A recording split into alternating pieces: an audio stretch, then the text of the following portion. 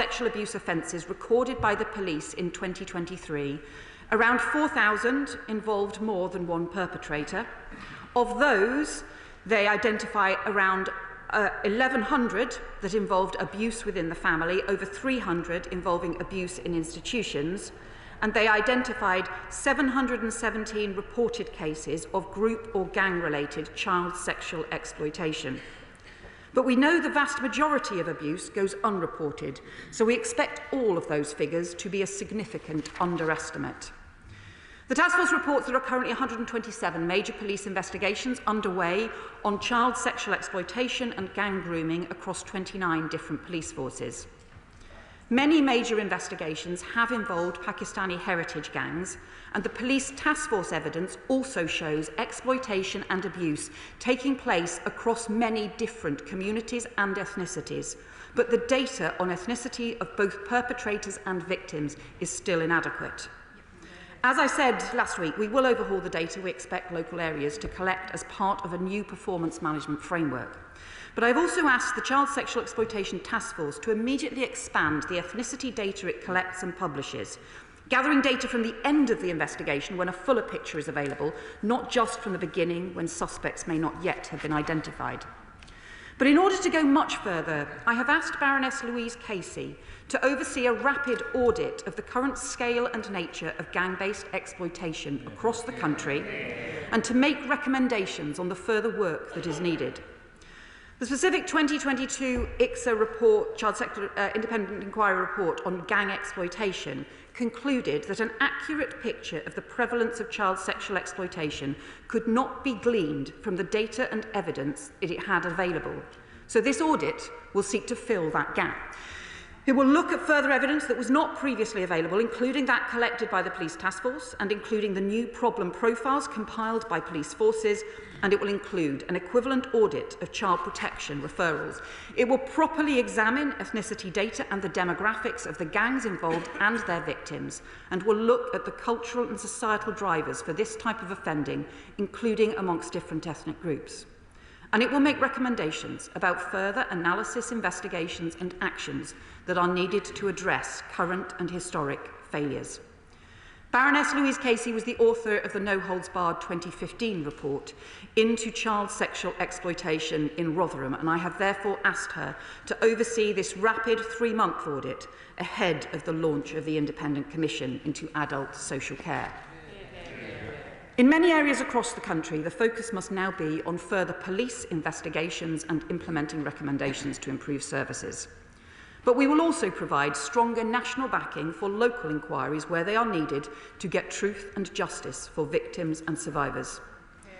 The Prime Minister and I both met last week with survivors from Telford, who had enormous praise for the way that that local inquiry was conducted after there had been failings over very many years. And that inquiry led to tangible change, including piloting the introduction of CCTV in taxis, appointing child sexual exploitation experts in local secondary schools.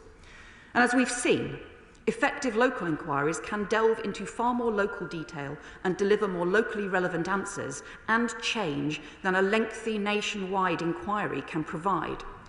So Tom Crowther, KC, chair of the Telford inquiry, has agreed to work with the government to develop a new framework for victim-centred, locally led inquiries where they are needed, and as a first step, to work with Oldham Council and up to 4 other pilot areas.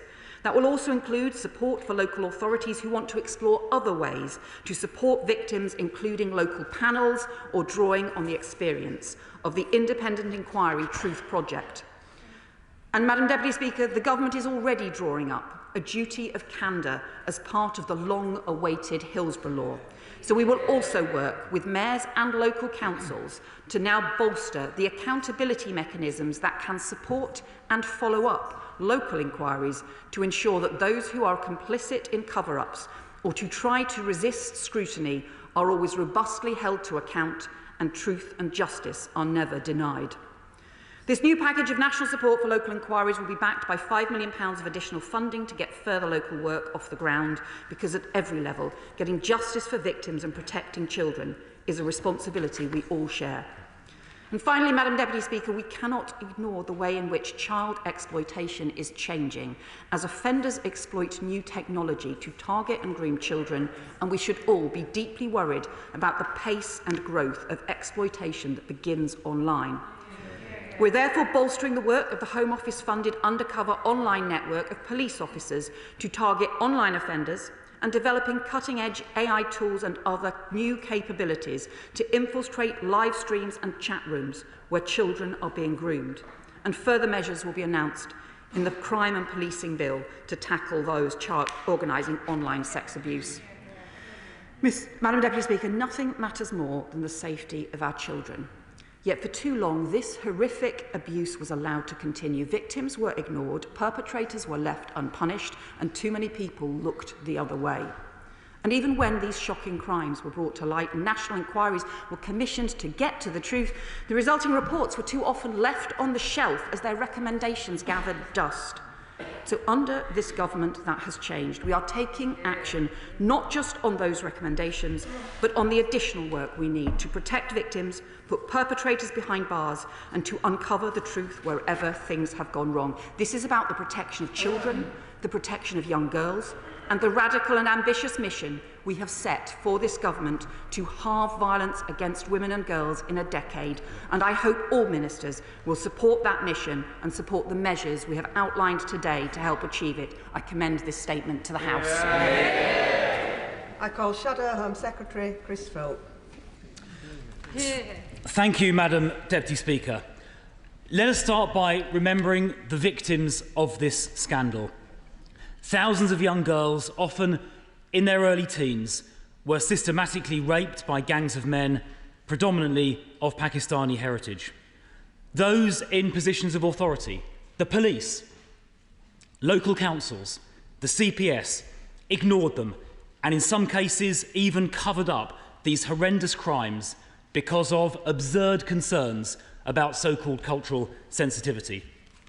10 days ago, the Prime Minister compounded this by saying it was a far-right bandwagon to raise these issues and call for a proper inquiry.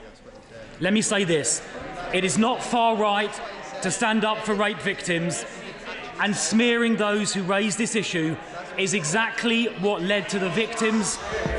Order, order. The Shadow Home Secretary will be heard. Shadow Home Secretary. Smearing those who raise this is exactly what led to the victims being ignored and the crimes covered up in the first place. So will the Home Secretary apologise on behalf of the Prime Minister for his language last week? Now, Madam Deputy Speaker, it is not true to say that the previous government did nothing following the ICSA report.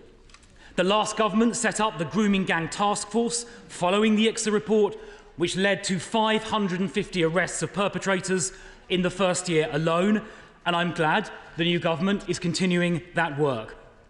In April 2023, the data collection on the ethnicity of perpetrators was initiated, but the initial publication of that, I think last November, showed the collection is incomplete. So will the Home Secretary ensure the police follow through on the work initiated in April 2023 and ensure the data is collected more comprehensively?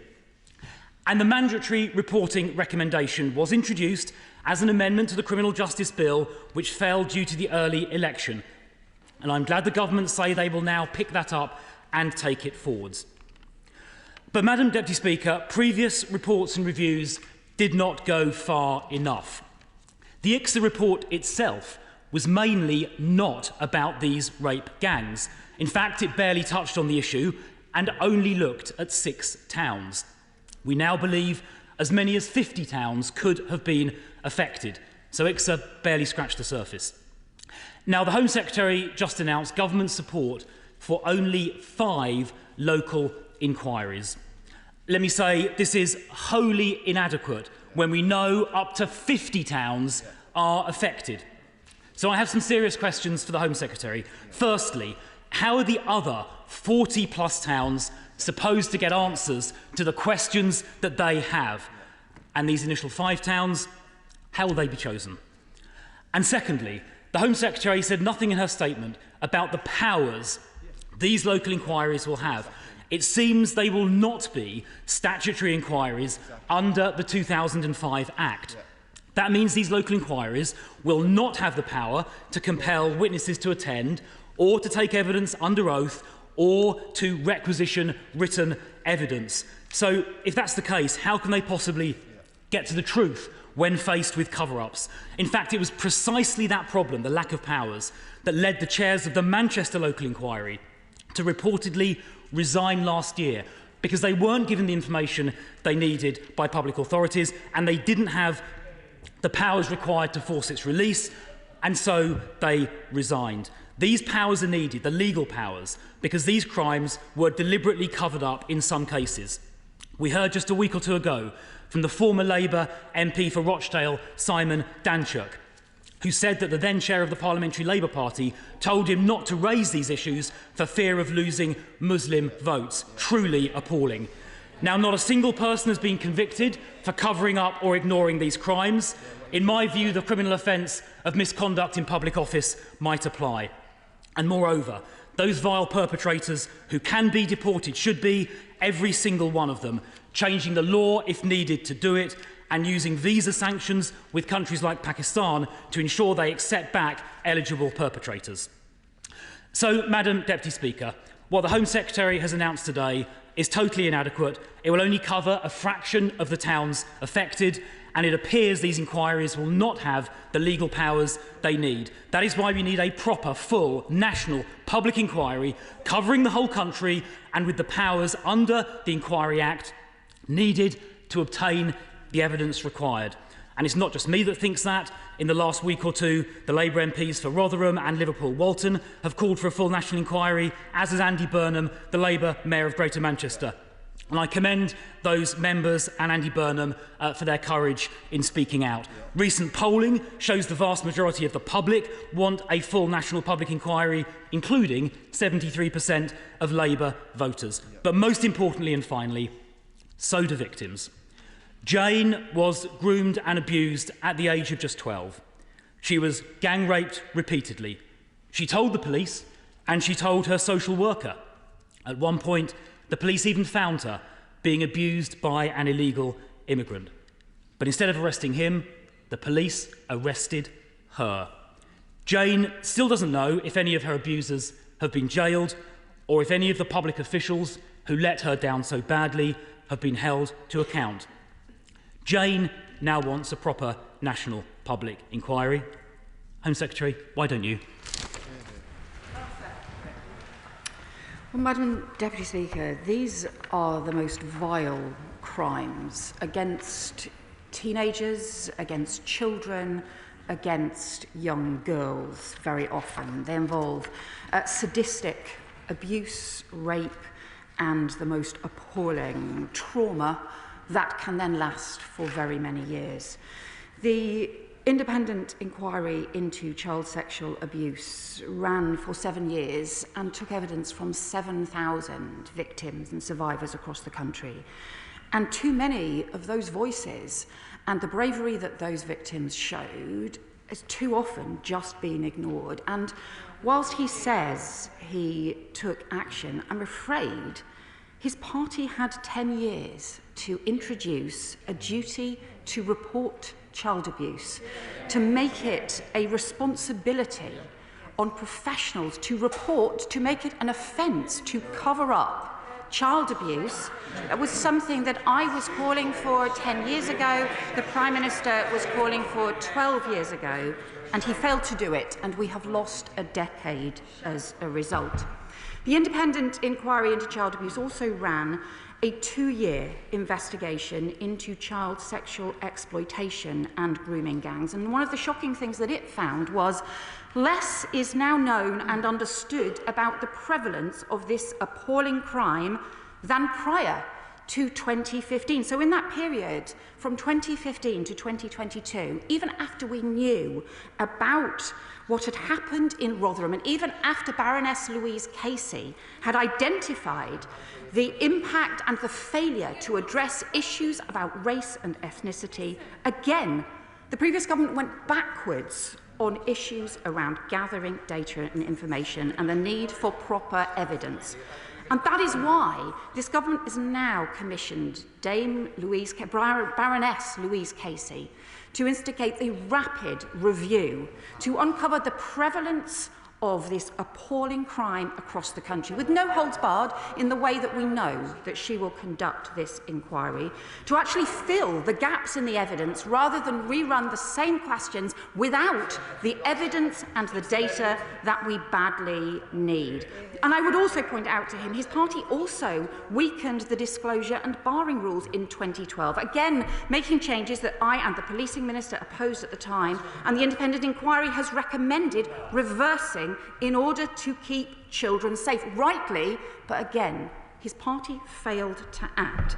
Now, I hope that the action that we have announced should be supported right across the country, including the duty to report child abuse, proper penalties to cover it up, stronger sentences for grooming gangs, new rights for victims to get an independent review on reopening their case, new action to reopen historic police investigations, new standard for the police to meet, a new victims and survivors panel, a new audit of the scale and nature of child sexual exploitation and grooming gangs, led by someone who uncovered a lot of the problems in Rotherham, including their failure to confront Pakistani heritage gangs, new ethnicity data to be gathered and published, which he failed to do, new national support for local inquiries, including the Telford model, victims panels, and new work on accountability linked to the Hillsborough law to hold failures to account, because we will strengthen the law to do so, and a proper timetable for taking forward the independent inquiry, because this has to be about action and about protecting children and keeping them safe. Sarah Champion. Thank you, Madam Deputy Speaker. I think I heard the Home Secretary adopting my 5-point plan. So I thank her for that, and I thank everybody across the House who's been campaigning on this issue. But if I could ask for some clarity, did the Home Secretary say that she was going to be adopting all 20 of the ICSA reports, or just those in the grooming gang strand? Do local authorities, as well as the police forces, have to do a review onto their cases of CSE? She cites Telford, which was victim-focused, which was why it was so important, because we must have those victims and survivors' voices. But what they said they lacked, what Greater Manchester said they lacked, was the ability to compel witnesses. And a big strand of what we need to do is make sure there have been no cover-ups, and it's only if it's on a statutory footing that we can do that. I would also say, with respect, that I think Telford cost £8 million, and I think the Home Secretary said she was providing £5 million for the whole thing across the country. And why do we need another one in Telford when we know this is happening nationally? Can she assure us there will be transparency of the findings of all of these inquiries, reviews, audits? And is it possible that this could be UK-wide? Because I don't believe this is only happening in England and in Wales. It needs to be across the whole of the UK. Well, I thank my honourable friend for her question, and to go through in turn we will set out before Easter the timetable for taking forward the work around all of the recommendations from the main independent inquiry into child sexual abuse.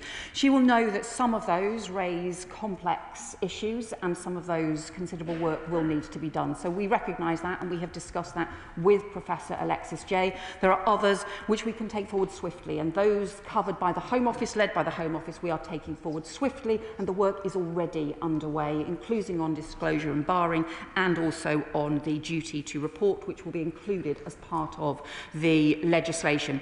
On the local inquiries, the Telford, we are not redoing the Telford inquiry. She is right that in Telford they conducted an extensive inquiry that involved victims, crucially involved victims and survivors throughout, from the very beginning, designing the inquiry in the first place, and it has led to very substantial change and continues to have further follow-up work on it. So that is the effective model. We do need the local councils and police and crime commissioners and mayors and the government to work together on these, but we are providing the additional £5 million to help draw up. Tom Crowther will work specifically with the first 5 local authorities that want to do this in order to make this effective, to draw up so that that we have a model that can then be used in other areas as well. And in terms of their ability to gather evidence and to make sure that there is proper accountability, there has to be clear accountability. This can't be a way in which areas or institutions can avoid scrutiny. Obviously, the work in Telford and in Rotherham, in the original work that Baroness Casey did manage to uncover truth in different areas, but there also need to be other new arrangements on accountability. And that is what we are working with the Cabinet Office and also with mayors and councils to draw up what new accountability arrangements would be to ensure that there is proper either follow-up or as part of those initial inquiries that you have that proper accountability framework in place. And we will link that to the duty of candour as part of the Hillsborough law, because unlike the previous government, who frankly have never taken seriously issues around candour and responsibility and accountability for frankly the 14 years they were in power when they refused to bring in a Hillsborough law, we will bring in the Hillsborough law because we are clear there needs to be proper accountability for failure to tackle this abuse. Liberal Democrat spokesperson Josh Babaranda. Thank you, Madam Deputy Speaker. Survivors are tough, and I know from my own experiences of abuse as a child that I've spoken about in this chamber, that survivors have been subject to intense impact and blistering climates. But like a blade in a blacksmith's forgery, each strike has strengthened many survivors' character, mettle and spirit, even though they are experiences that should never be undergone in the first place. Every shock has emboldened our resolve to be the very sword carried by Lady Justice herself, or to at least see it wielded with strength, to see action taken and justice done. But, Madam Deputy Speaker, too many survivors' stories have been characterised by being ignored, hidden or gaslit.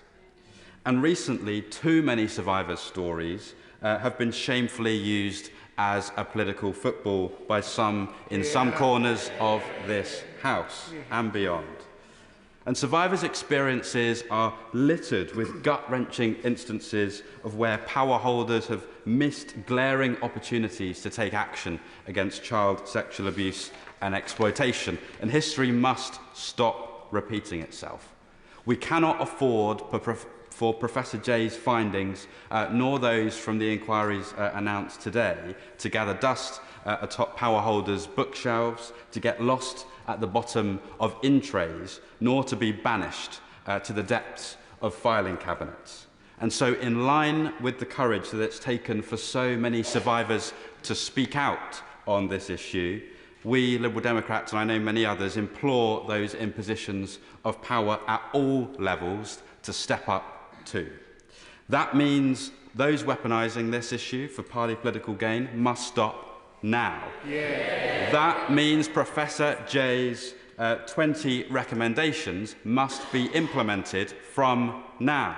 And that means the work getting these local inquiries set up must start from now.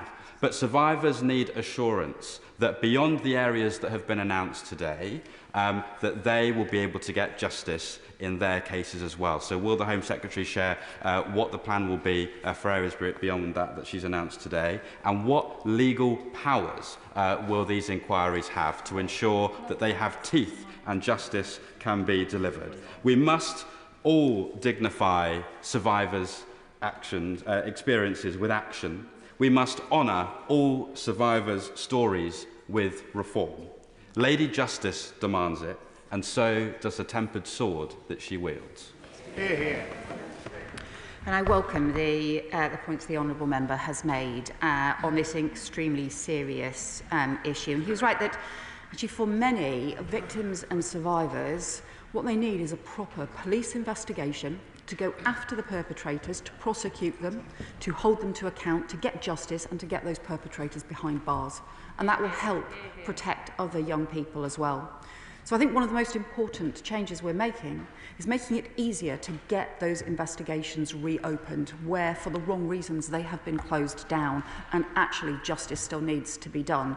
Giving victims the stronger right to review, to be able to go to an independent panel with their case and to have it independently reviewed so it can be reopened, and also asking police forces across the country to now review the closed cases and to look at pursuing new lines of inquiry with the task force support and to making sure that they can do so. For in terms of the areas that Tom Crowther, who did the Telford inquiry, will work with 5 areas on the kinds of inquiry that they may want to take forward involving victims and survivors, because I think that is crucial, is involving the victims and survivors in the design. But what we know is from one of the Telford survivors who has said, because she gave evidence to both the national inquiry and to the local inquiry, and she found that local inquiry was far more effective at getting the changes in that area and also easier for her to be able to give evidence to as well. So that's why we need areas to be able to learn from what Telford did effectively, but also to be backed up by a stronger arrangement for accountability, a stronger mechanisms to be able to hold local organisations to account if they are not complying, but we do also expect local organisations to comply and to be part of finding truth and justice for survivors.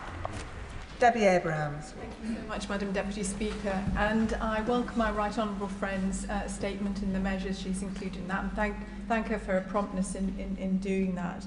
I'd also like to thank her team, especially the Minister for Safeguarding, for listening to and providing support to constituents who've gone through such horrific abuse. Can I ask my right honourable friend how she will ensure that not only the individuals who were responsible for this awful abuse are caught and convicted, but also those who fail to protect and to support these vulnerable young people, because it's not just young women that have been affected in Oldham, it's also young men, and how they will be held to account. Thank you. Margaret Friend is right to raise these important points. I know this is an issue she has worked on for many years.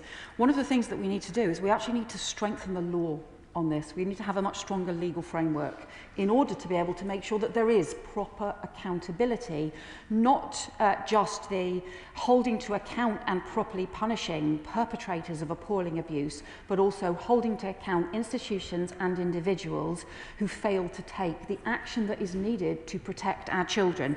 And that means the duty to report, making it an offence to cover up child abuse, and also a duty of candour to be able to comply and to provide the information, to provide the transparency in these cases, and also looking at the other local mechanisms that we need in place in areas like hers and across the country to be able to make sure that there is proper accountability when things go really badly wrong.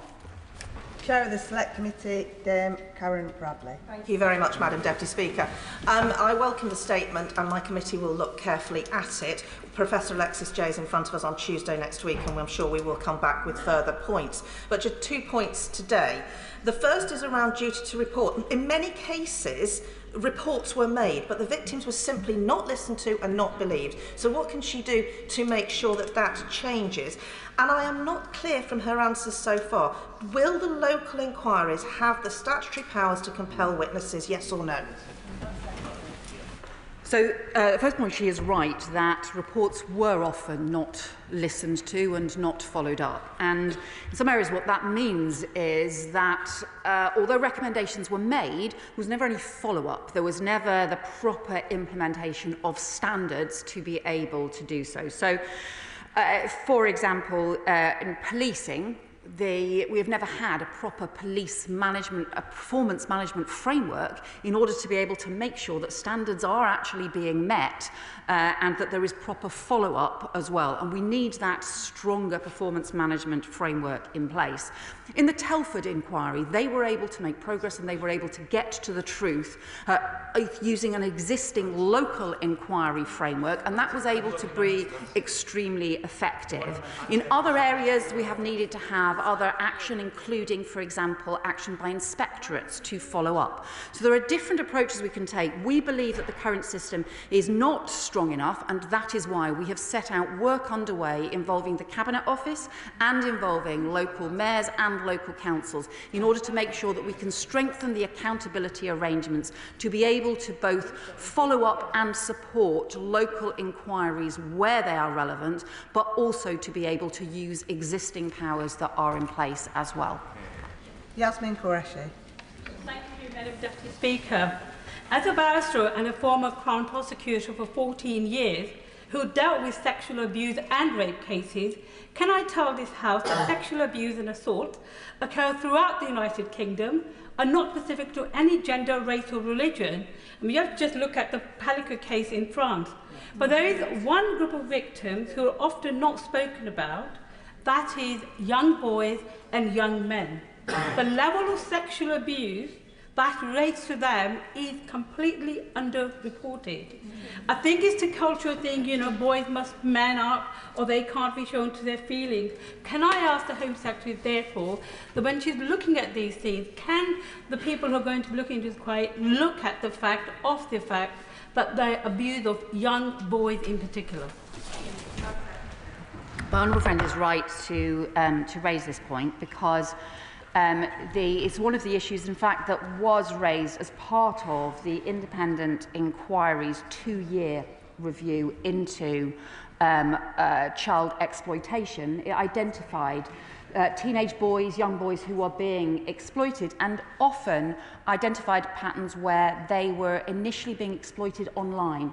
And what started as online abuse and grooming and then led to contact abuse and rape and the most appalling violations as well. So she is right to highlight this issue. It's extremely important that this is taken into account and is part of the way in which local councils and local police forces need to respond. Robbie Moore. Thank you, Madam Deputy Speaker. The House will be well aware that I have been consistently campaigning for a gang rape inquiry into child sexual exploitation across Keighley and the wider Bradford district for far too long now. So I welcome some of the points that the Home Secretary has made, particularly around the implementation of the 20 recommendations from the IPSA report. But unfortunately, I do not feel that the Home Secretary is going far enough. And there's just a few points that I would like to make, particularly around the ability at a local level to compel witnesses to give evidence. I have severe concerns around the amount of funding that will be put available. Will these local inquiries that the Home Secretary is wanting to advocate for be truly independent? And this isn't a case of a local authority marking their own homework. And will they lead to convictions? And also, Madam Deputy Speaker, when you have a local authority like the Bradford district, where local leaders have consistently refused to back my calls for a public inquiry, as has the Mayor of West Yorkshire and indeed the Deputy Mayor of West Yorkshire for Policing, Alison Lowe, how on earth are we meant to get across this barrier where local leaders are refusing to have an inquiry on this issue without the government stepping in and giving that statutory authority that we are demanding on this side of the House? Well, I would say to them that obviously it's really important to ensure that there is independent scrutiny of the... He will be aware that the inquiry in Rotherham that was led by Baroness Louise Casey at that time used inspectorate powers and was also clearly independent and managed to uncover serious problems that had gone wrong in Rotherham at that time. So there are different ways in order to do this. The Telford inquiry was funded locally and also managed to involve victims and survivors, and also managed to shape the inquiry in the way that the victims and survivors wanted. That's also an important thing to do. But the other thing I would just say is, for all areas, right across the country, the most important thing is still to get police investigations into going after the perpetrators, getting them before the courts and getting them behind bars. And whatever else happens, we have to keep the centrality of getting stronger police investigations to pursue perpetrators at the heart of what happens. Paul Waugh. Child sexual exploitation and abuse are the most sickening, appalling crimes perpetrated against some of the most vulnerable youngsters in our communities. So can I strongly welcome this comprehensive new national plan of action to put victims first, and welcome the appointment of Baroness Casey to conduct a rapid review into the scale and nature of these grooming gangs. But can I also urge a cross-party consensus around this issue rather than the game playing and misinformation we've seen in the past week?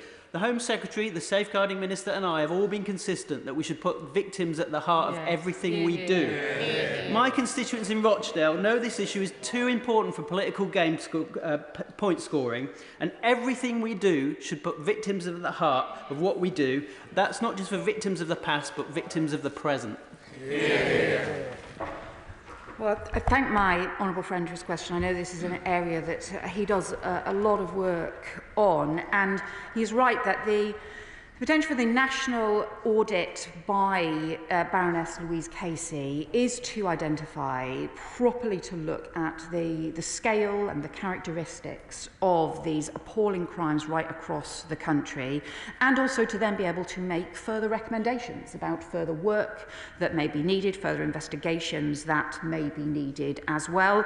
And we all know, anyone who has worked with Baroness Casey will know how independent and determined she will always be. But he's also right that this must still be about victims and survivors, and crucially protecting victims and survivors for the future, because we still don't have strong enough standards and strong enough protection in place. And unless those changes are made, we'll continue to let children and young people down. Iqbal Mohammed. Thank you, Madam Deputy Speaker. I thank the Home Secretary for her statement and the steps the government has and is taking to address this very serious issue. I appreciate that the timetable for the implementation of the ICSA recommendations cannot be immediately shared, but waiting until Easter means that there's a big period where we need to take some action. So will she explain what immediate steps the government is taking to ensure that all alleged victims who come forward are treated and taken seriously and listened to, and immediate action is taken to address their allegations, to serve justice and protect these children?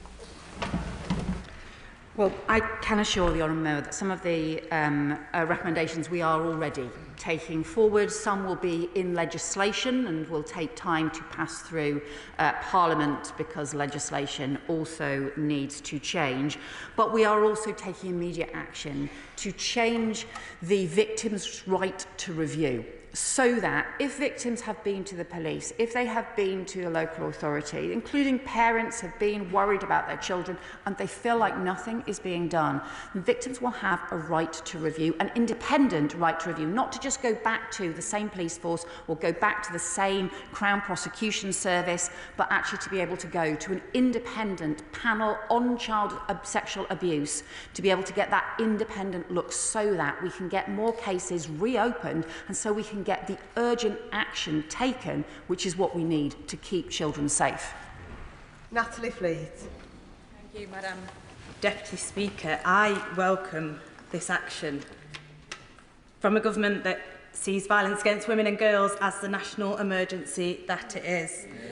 With a Prime Minister, a Home Secretary and a Safeguarding Minister with records of taking action to deliver for victims like me and many in my constituency. So giving birth as the result of grooming is a story that far too many of us share. And there are so many reasons why children and the women that they grow into don't speak out. And I want to share one particular story today. It's about the victim that told me that the perpetrator has threatened that if she speaks out, he will have access to her child, something he hasn't done so far. That means that she has to work so hard to hide his crime, to protect herself and her baby. Will the Home Secretary meet with me and other victims to talk about how we discuss changing the law to protect children born of rape? Thank you. Can I thank my honourable friend for that incredibly important point and also for the very shocking and disturbing story that she has told of victims continuing to be silenced, having already been through the most traumatic experiences, and then continuing to be silenced in order to protect the children, even though what actually needs to happen is that perpetrators need to be held to account and need to face the full force of the law. And she is right that we need to ensure that family courts cannot be used by abusers and rapists to persecute victims. I will happily meet her, and I know the Safeguarding Minister will too, and this is an issue that is also being taken forward by the Ministry of Justice. Sir Bernard Jenkins. Mr. Speaker, I think the House should be generous towards the Home Secretary. She's travelled a long way since last week by recognising there is a requirement for far more inquiries into the towns affected, and I think we should thank her for that. But there is still one thing crucial that is lacking from her presentation, her statement today, is whether these new inquiries will have the power to summon witnesses and require the production of papers. Now, only she, or the Secretary of State, or the Minister in the Act, can set up a statutory inquiry. In fact, the Minister specifying an inquiry can set the terms of reference, can decide whether it should concentrate on certain towns, can set the time frame, can set the budget, can appoint as many people as she wants to the panel so that different parts of the inquiry could run in different parts of the country concurrently. But is she really ruling out that any of these inquiries should be statutory inquiries? Because victims will only have the real freedom to speak out in either this place, this Parliament, as we have just very movingly heard, or in a statutory inquiry where they will be immune, legally immune from the consequences of anything that they say in an inquiry. Why can't she provide the victims with those protections? So the strongest protection for victims continues to be through police investigations, and the police, of course, have full powers to pursue investigations wheresoever they may be found. There have been a series of local inquiries held in different ways, including the inspector investigation into Rotherham, where Baroness Louise Casey was the lead inspector and then did have powers to be able to get to the truth there, and also the Telford inquiry, which did not have those powers but still managed to uncover serious problems and also make serious recommendations. There are different ways in which to do this. We have made clear that we want to strengthen the accountability, powers and ability to make sure that there are answers given to local areas, and to do that alongside the work that we already have underway as part of the Hillsborough Law and as part of the duty of candour that we need to implement across the board. Toby Perkins. Thank you very much, Madam Deputy Speaker. I thank the Home Secretary for the really important steps that she's announced today. Nothing must come in the way of victims getting justice or being listened to, or for us learning all that we can about how we protect the victims of the future. So can my right honourable friend tell us, in terms of the approach that she is taking today, if there are lessons that come out of these individual local inquiries that are repeated across the country that enable us to be better able to protect victims in the future? How are we going to coordinate getting those? And in terms of the question that she's just been asked, can she just explain why she believes that the sort of statutory footing isn't the right way to go, and the localised way that she's suggesting will actually ensure we get to the truth? Well, he's right that we need to make sure that there is a proper follow-up where there are recommendations. So there have been over 500 different recommendations, particularly actually predominantly around child sexual exploitation, with many more around child sexual abuse much more widely. There currently isn't a proper process to be able to follow them up. It's one of the reasons why the independent inquiry talked about strengthening child protection arrangements, for example, through Child Protection Authority, and having stronger arrangements in that way. It's one of the other reasons why we have said we need a new performance framework for policing in order to be able to have proper follow-up.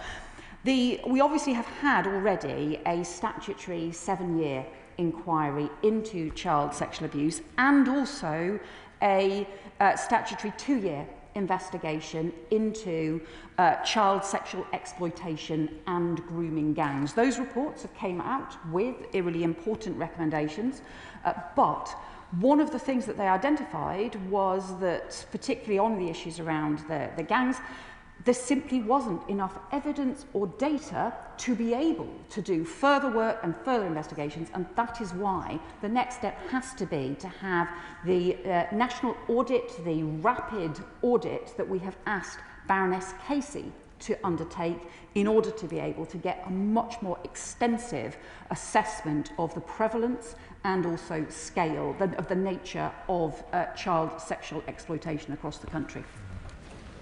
Sir Roger Gale. Thank you, Madam Deputy Speaker. The Right Honourable Lady will know that I wouldn't for one moment question her integrity, and I certainly don't question her intent. But I am perplexed by the methodology. Dame Baroness Louise Casey, I think I'm right in saying, has one or two other things on her plate at the moment. But if she is able to deliver this audit in 3 months, then that can only be a good thing. But in her statement, she said that Tom Crowther has agreed to work with the government to develop a new framework for victim-centred, locally led inquiries where they are needed, and then to set up effectively 5 pilot schemes. That in itself is going to take time, and it's kicking the can down the road. Now, we all know, Madam Deputy Speaker, that the select committees of this House can take evidence, generate a report and publish that report in short order. It doesn't have to take 7 years. No, it doesn't. It can take probably less than 7 months. And I cannot for the life of me understand why, having heard everything that the Right Honourable Lady has said, she is so resistant to, one, a broad-based national inquiry rather than a very narrow 5-town inquiry, and 2, why she is so resistant to the statutory measures that will allow that inquiry to compel witnesses and evidence. Yeah, correct. Very good. Well, as he knows, the importance of any kind of independent inquiry is, of course, its independence, and is, of course, the decisions, therefore, made by the chair in order to how those inquiries should be pursued. The report and the inquiry led by Baroness J into child sexual abuse took 7 years. Those were decisions made independently by Baroness J and by their panel because they took evidence from 7,000 victims right across the country. They pursued detailed investigations in different areas, including into churches and religious organisations, including into residential homes and schools, and also including into child sexual exploitation and grooming gangs on our streets. And that particular inquiry took 2 years as well. So what we want to be able to do is to do the rapid audit that fills the gaps that were left by the independent inquiry, for example, on the scale and the characteristics of child exploitation, child sexual exploitation across the country. That is the right thing to do in terms of the work that Baroness Casey will do. Secondly, to get more police investigations underway, including the victim's right to review, to get the police investigations underway. And thirdly, for Tom Crowther to be able to work with other areas where they have had local failings and problems and need to be able to pursue the kinds of local inquiry that Telford was able successfully to do in order to get to the heart of local failures and make sure that there is accountability as well. White. Thank you, Madam Deputy Speaker. I remain shocked that only 2 MPs stepped up, attended and participated in the Alexis J 5-year inquiry into child sex abuse. My right honourable friend, the Member of Parliament for Rotherham, and Lord Mann when he was the Bassett Law MP. As the new MP for Bassett Law, it is my duty, my responsibility to carry on with this fight for justice. Wherever grooming gangs have been operating, whether they're in the white gangs, Pakistani origin gangs, church gangs, or behind the closed doors of private homes, the bright light of an inquiry, wherever they are needed, will expose who they are, where the cover-ups are, and who is responsible.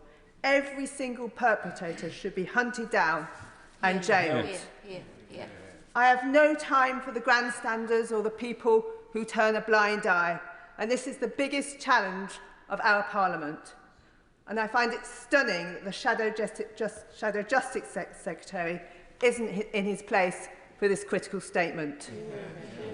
Inquiries run in areas where the gangs are operating will give the sick and evil perpetrators no place to hide. National oversight from government is essential, ensuring swift legal action and the mapping of gangs, their links, their coordination, when and where they are ferrying girls from across the county lines is essential. And does the Home Secretary agree with me that we need to end this tyranny of child abuse and put words into action? Here. Well, I agree with my honourable friend, and these are terrible crimes which have been ignored for too long. There are currently 127 major police operations underway on child sexual exploitation and gang grooming across 29 different police forces. But one of the things that the independent inquiry identified was that this is something, child sexual exploitation happens across all police force areas, happens across all communities, and all areas should ensure that they have the proper systems in place to make sure that they're actually following up what is happening to missing children, what is happening to the kids that stay out overnight and who are vulnerable or who go missing from residential care homes, because too often that is still not happening, and too often we still get reports, even though those are basic things that all police forces should be doing and all local authorities should be doing. And that is why we've strengthened the powers for victims to get a review. That is why we are requiring police forces to now look back at those historic cases, because we know that there are cases that are not being reported, we know that there are cases that are not being investigated, and that is where the fastest action needs to be, to go after those perpetrators who are still on our streets and who are still getting away with it and will continue to do so unless police forces and local councils work together to put perpetrators behind bars. Tessa Munn. Thank you, Madam Deputy Speaker. May I refer the House to my register of interest, and particularly to the fact that I'm a director of Whistleblowers UK, a not-for-profit organisation. I'm the last remaining MP of the 7 members of the House of Commons who originally called on Theresa May for an independent inquiry into child sexual abuse. My experiences are on the record also. So I particularly welcome the acceptance of Professor Alexis Jay's recommendations and Baroness Louise Casey's rapid review into child sexual exploitation. Can I, though, draw the Home Secretary's attention to my concern about police investigations? Now, she's referred to the National Police Council and to reopening cases, but I am concerned about people marking their own homework, and we know that there is an institutional resistance to being found lacking and to deep scrutiny. One of the primary whistleblowers with whom I was involved has waited years for the truth to out, and she's been threatened with being sued by senior police officers, and it would appear that complaints can only be made about junior officers who are called and investigate, and that there is no ability to complain about senior officers.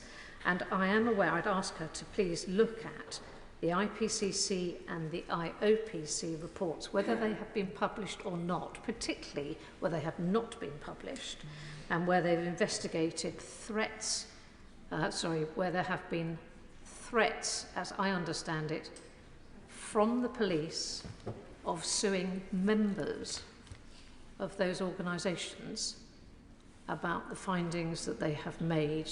I think it's incredibly serious that we have organisations like the Independent Police Commission and Home Secretary. Office for Home Police. Secretary. Order. Home Secretary. I'm happy to follow up with her about the very serious issues she raised. And she's right to say this cannot be about institutions just marking their own homework. And that's one of the reasons why we have made now the right to review an independent one. For child sexual abuse cases where victims feel that they have been let down by police force, by the Crown Prosecution Service, that they should be able to take that right to review not back to the same police force, but to be able to go to an independent child sexual abuse panel in order to get a right to review, in order to see whether they can get their cases reopened and properly investigators and perpetrators pursued. She also knows that there are other routes as well to hold police forces to account, including the police inspectorate, which my concern is currently, although it can make recommendations, and for example, it has just found serious failings in Cleveland Police's response to child sexual exploitation, but too often those recommendations are not followed up because there are no powers to do so. So that's why we will also be changing the police management framework, performance management framework, to strengthen the ability of the inspectorate and also of the Home Office to ensure that action is taken to improve performance and to actually implement recommendations for improvement where there are serious problems that are found. And happy to talk to her about the wider policing reform that's needed to make sure that there is accountability. Harpreet Uppal. Thank you, Madam Deputy Speaker. Can I welcome the statement from the Home Secretary? And I know she's not in her place right now, but can I pay tribute to the member for Bolsover for sharing her story, which I know is very difficult to do, and the continued work that she's doing to support victims. It's really important that we finally act for victims and survivors. And can I welcome that the Home Secretary will be acting on the inquiry's recommendations. But can I urge her that the monitoring on the progress of those actions are public, and that she returns to the House to provide regular updates on those actions and that they are published. Thank you.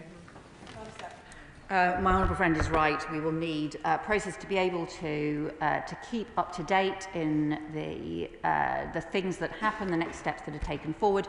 We will do that through the Victims and Survivors Panel that my honourable friend, the Safeguarding Minister, will be establishing, and also through regular updates as a result of the work that the cross-departmental group of ministers will be doing to pursue and take forward some of the recommendations.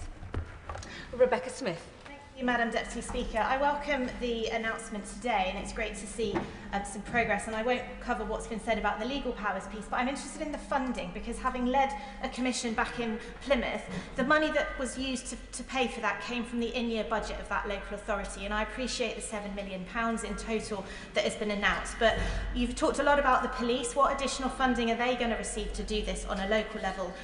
What is the additional funding for the practicalities of that inquiry outside of those initial 5 local authorities? And also, what funding is going to come forward for the interventions that might be recommended following the inquiries? Because we know local authorities are incredibly cash-strapped. This could potentially disincentive them to follow through on these local inquiries. And finally, is that £7 million new money into the Violence Against Women and Girls budget, or is it money that would have been spent elsewhere? So the funding to support the various measures that we're taking forward, we identified up to £10 million for additional investment to be able to support further action.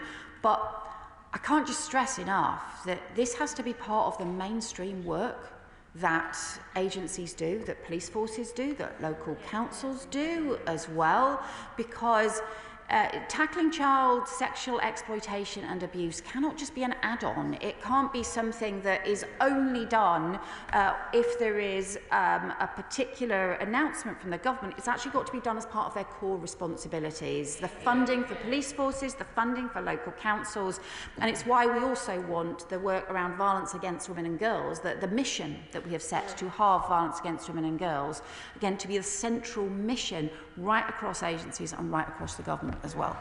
I appreciate this is a very sensitive subject, but if the questions are long and the answers just as long, we're going to get very few people in. Chris Murray, show us how it's done. Deputy Speaker. In her report, Alexis J notes that 1 in 20 boys and 1 in 6 girls in the United Kingdom is estimated to be a victim of sexual abuse. And we have had scandal after scandal in care homes and councils, in schools and in churches of grooming for decades. So can I welcome the appointment of Baroness Casey for her rapid review into grooming? I welcome that it is rapid because these victims deserve justice. And it is unbelievable to my mind that grooming is not an aggravating factor in the sentencing of child sexual offenders. Will the Home Secretary commit to restate her commitment to ensuring that it is an aggravating factor, that this will be done quickly and that it will be done by force, so child sexual offenders are properly punished by the law? Well, my honourable friend is right. The inquiry identified 500,000 children being victims of abuse, sexual abuse every year.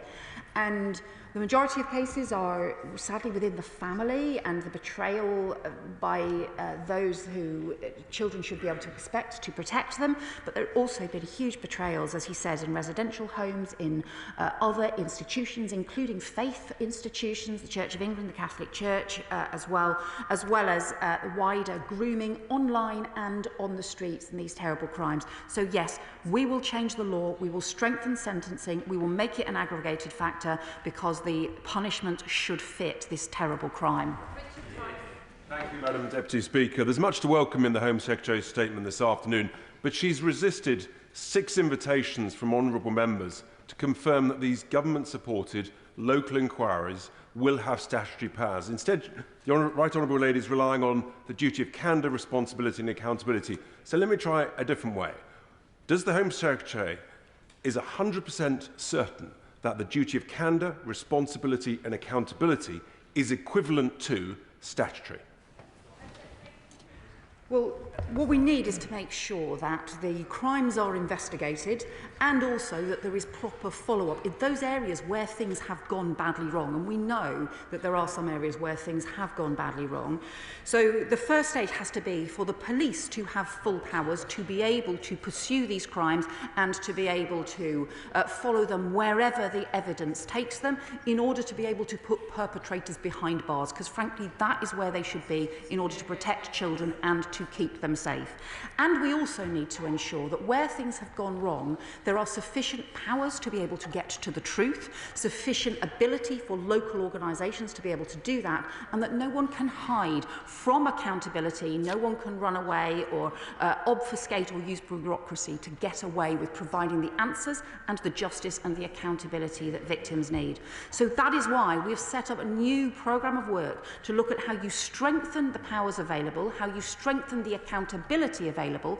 Part of that has to include the duty of candour. Part of it also has to include the duty to report, because there has to be these stronger responsibilities on people to report child abuse in the first place and to make it actually a criminal offence to cover it up. Because if the law isn't strong enough, we won't get the accountability and the action as well.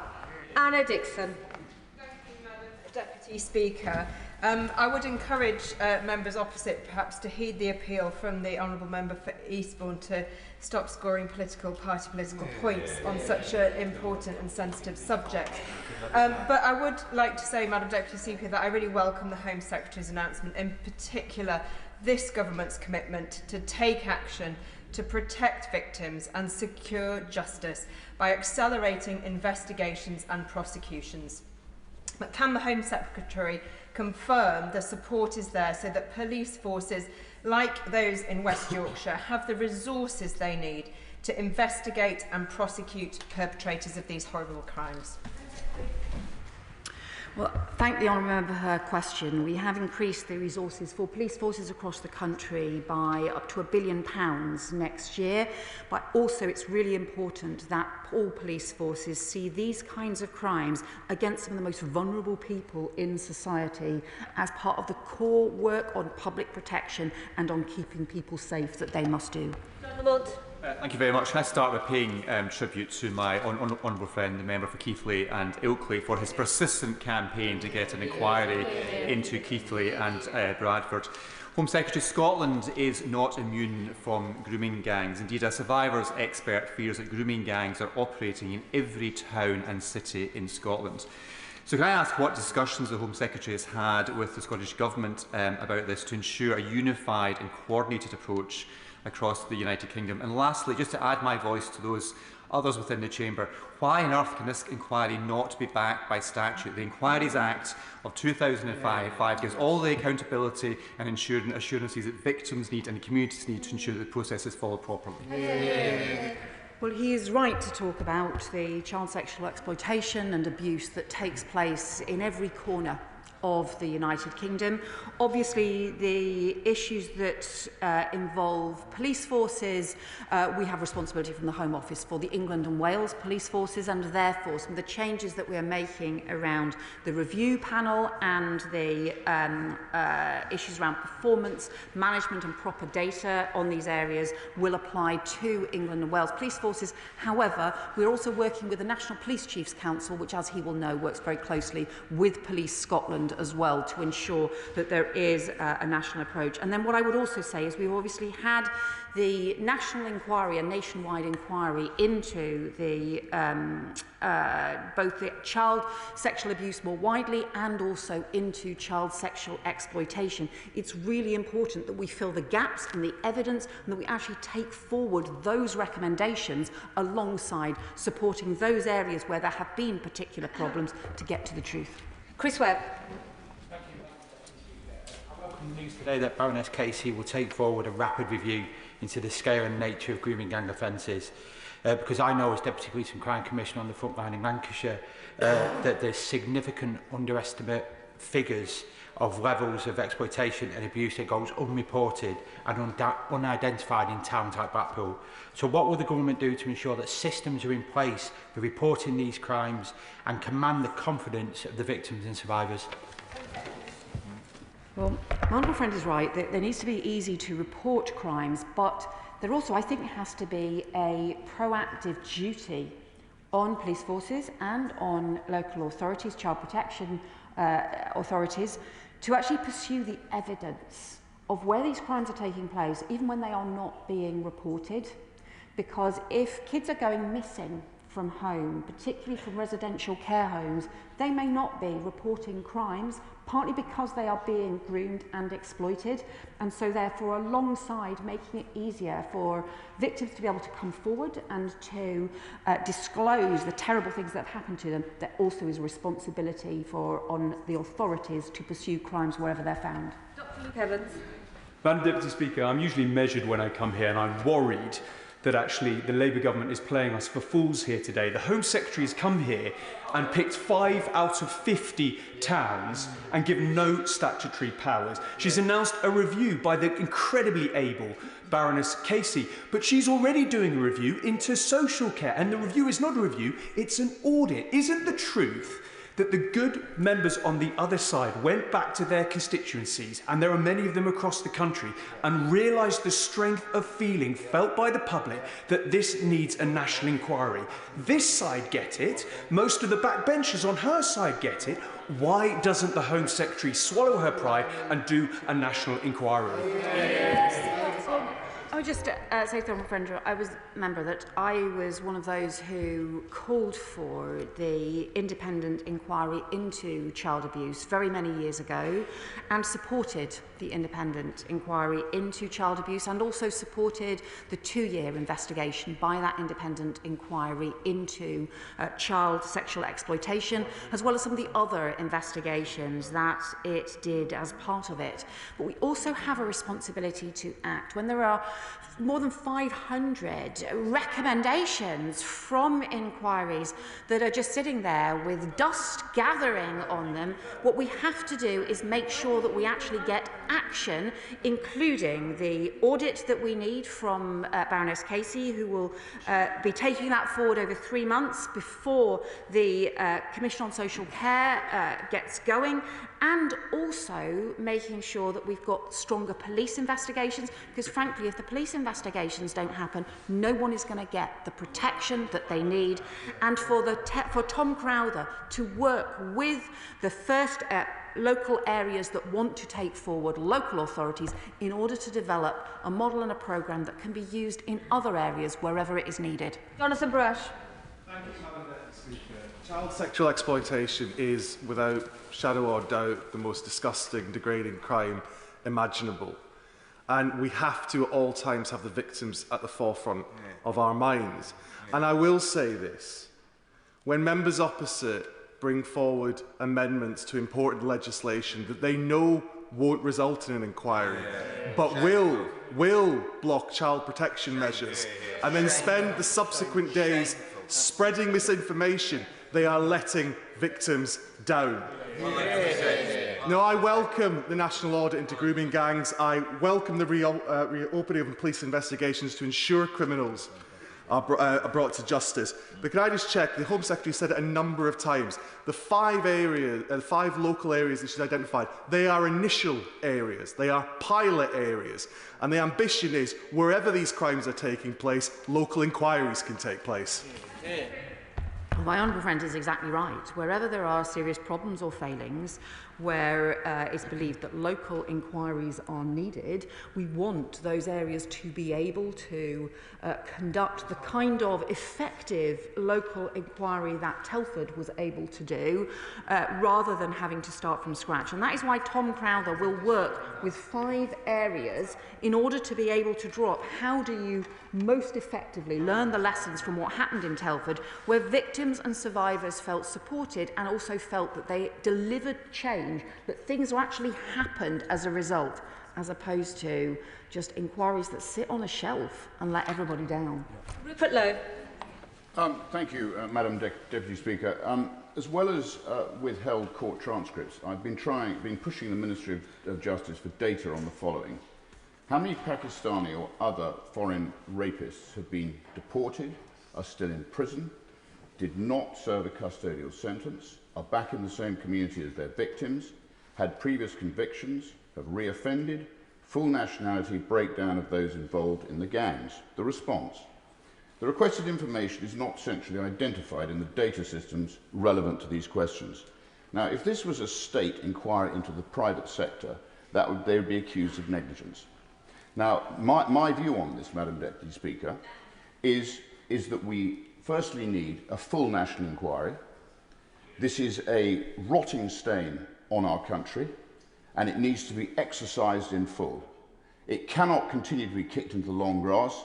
The British public want transparency, and they want to know the reason why this has taken so long to be dealt with. Well, I would say to the honourable member that we do believe that better data needs to be collected, more comprehensive data. That's why I've said the overall data on child sexual abuse needs to be overhauled, including I'm making immediate changes to the gathering of data on ethnicity on both perpetrators and victims, because the system that we inherited from the previous government simply isn't strong enough, but we will need further changes as well. And on the issue around the foreign national offenders, where people have committed where foreign citizens have committed sexual offences in this country, they have no right to stay in this country, and we have to increase returns. And that is why, rightly, this government has increased returns of foreign national offenders by over 20% since the election. From the announcements the Home Secretary has made today, disclosing abuse is a very difficult thing to do. Many victims speak out, but too often their words are not heard, or they're not taken seriously, or they fall between multiple agencies. So will the Secretary of State investigate how we can assist victims to disclose in the first place, and also ensure agencies act on those disclosures? Thank you. My honourable friend is right to make this important point. One of the things we want to do by establishing a victims and survivors panel to work with the safeguarding minister, with other ministers on the taking forward of recommendations around sexual abuse, is in order to make sure that we are recognising those experiences actually about exactly how difficult it can be to come forward, and how people need to have the confidence that if they do come forward to do something incredibly difficult, that they will be listened to, that they will be taken seriously, and that investigations will follow. Adnan Hussain. Thank you, Madam Deputy Speaker. I welcome and thank the Minister for her in-depth explanation of what the government is and will be doing to ensure the safety of our children in the face of the most heinous of crimes. Since the vote on the amendment to the Children's Wellbeing Bill last week and the subsequent attention the vote attracted in the media, many of my constituents have written to me upset, angry and in fear over the grooming scandal. All the correspondence received demand the need for a public inquiry into the scandal to determine the failures, historic and present, on the part of the institutions involved, which led to these heinous crimes against vulnerable children to go on for so long, so wide without being stopped and without the victims of the historic crimes being safeguarded and protected sufficiently. Madam Deputy Speaker, I finish with asking the Minister to confirm whether northern towns, like my own constituency in Blackburn, crimes of this specific nature of grooming gangs are still continuing to haunt our streets and vulnerable children, and whether further public inquiries are needed, whether further reports are needed to find out why this has gone on for such a long time. We need to provide Madam Deputy Speaker, as I conclude, we need to provide my constituents and everybody across the country solace. Madam Deputy Speaker, the independent inquiry into child sexual abuse and the two-year inquiry into child sexual exploitation concluded that child sexual exploitation is happening right across the country, that action is needed right across the country, and there are currently, the task force reports, 127 major police operations underway on child sexual exploitation and gang grooming across 29 different police forces, and that is why it's so important that recommendations from those inquiries are implemented, that we actually get action to protect children, to protect young people who too often are let down when inquiry recommendations are ignored. I need you to work with me to get the final 10 members in, otherwise there'll be a lot of disappointment. And if you haven't been in here bobbing the whole time, there's no point trying to catch my eye now. Luke Murphy. Oh, forgive me. George, David Burton-Sampson. Thank you, Madam Deputy Speaker, and I welcome the statement from the Home Secretary, a statement full of action. And I'm pleased that last week I supported the Children's Wellbeing and Schools Bill to start implementing much-needed safeguarding measures, unlike some of those opposite who attempted to wreck the bill, spread misinformation, which led to abuse online towards many members. And it's on that point, Madam Deputy Speaker, I asked the Home Secretary whether she is aware and shares my concern about the most rapidly evolving form of child sexual abuse taking place online, including artificial intelligence facilitated child sexual abuse material. Can the Home Secretary outline what plans the government has to tackle and strengthen the law in this area? My honourable friend is exactly right, as well as the measures in the Child Wellbeing Bill, including on proper identification of children to strengthen child protection, which is crucial. We also need much stronger measures to tackle online abuse and exploitation. I feel really worried about the pace at which this is escalating, that it involves both online grooming and abuse and indecent images, but also the impact of drawing young people into contact abuse as well. We will bring forward new laws in this area. Can my right honourable friend confirm that the new Victims and Survivors panel will have representation from regions across the country to ensure that victims' voices are heard loud and clear? And would she also agree with me that we need to dial down political opportunism that we've sadly seen from some members on the opposition benches? Yes, the Victims and Survivors panel will include people from all across the country. And I think the inquiry into child sexual abuse did have cross-party support, and I really hope there will be cross-party support for implementing the action that we need and that I have set out today. Jill German. Thank you, Madam Deputy Speaker. As my honourable friend has pointed out, the victims panel really does need countrywide representation. So as a Welsh MP, can she confirm to me that Welsh voices will be heard loud and clear? We'll ensure that Welsh voices are heard loud and clear. Ben Coleman. Thank you, Madam Deputy Speaker. Many of my constituents have contacted me with their concerns about child abuse and child exploitation, and they will be relieved, I think, that the government is no longer, as the previous government did, allowing this to be kicked into the long grass, but is taking action, not least with the KC Rapid Review. And one thing I think they'll be concerned about is the fact that official figures at the moment underestimate woefully the scale and the nature of grooming activities. And how can the Home Secretary ensure the House, ensure me and my constituents, that in future the reporting systems will be such that they can guarantee the confidence of victims and survivors? My honourable friend is right, and some of this is about giving victims and survivors the confidence to come forward and report abuse. Some of it is getting agencies and organisations to take seriously the risk factors so that they identify potential crimes and pursue them as well. And some of it is making sure that we have much stronger data requirements on police forces, on local authorities, so that we're collecting information and data. This was the first recommendation of the independent inquiry. We are taking it forward. It has been not taken forward for far too long. Sean Woodcock. Thank you very much, Madam Deputy Speaker. I'm grateful to the Secretary of State for her statement. There are victims and survivors in many communities, including my own of Banbury, and I welcome the steps that she has announced. I also want to commend the contribution to debate by my honourable friend, the member for Bolsover, and the honourable member for Eastbourne.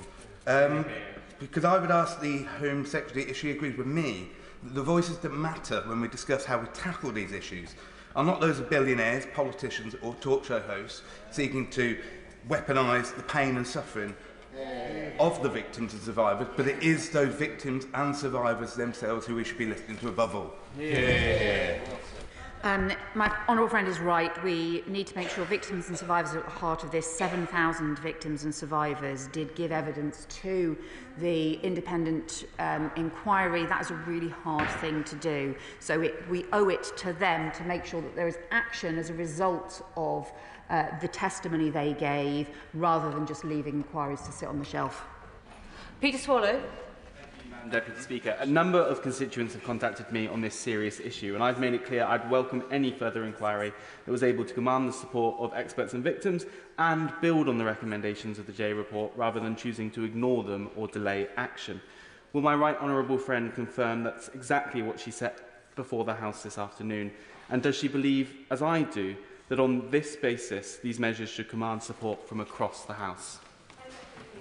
Well, I do hope, Madam Deputy Speaker, that these measures do command cross-party support, because ultimately we need the stronger action from policing, from local authorities. We need cross-government action and action across communities to do the things that we've been told need to change for more than 10 years, and yet for too long they simply haven't.